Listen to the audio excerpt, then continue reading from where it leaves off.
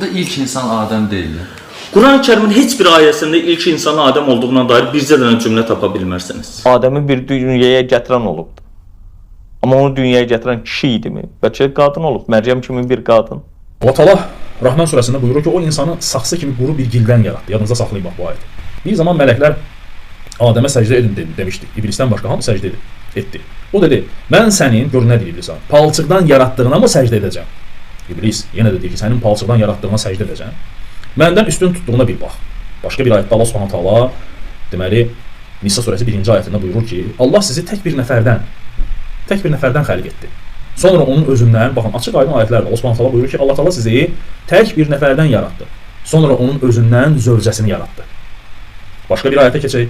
Allah Subhanahu taala Zumər surəsi 6-cı ayətində: ey insanlar, sizi tək bir candan xəlq edən, onu özündən zövcəsini yaradan və onlardan da bir çox kişi və qadınlar törədən Rəbbinizdən qorxun. Biz sizi bir kişi və bir qadın olaraq yaratdıq. Bir-birinizlə tanış olasınız deyə sizi xalqlara, qəbilələrə və s. nə etdik? Ayırdıq. Allah Subhanahu taala görür nə deyir? Həqiqətən Allahın yanında, dərgahında İsa'nın məsəli Adəmin məsəli kimidir. Allah Taala onu torpaqdan yaratdı. Ayətə baxın, torpaqdan yaratdı. Sonra ona ol dedi, o da oldu. Yəni İsa əleyhissalamın anası var idi, amma Adəmin isə Allah Taala bu ayətlə izah etmək istəyir ki, bu cür bir isalatlara İsa'nın anası var idi, amma Adəmin nə anası nə də atası var idi, heç biri yox.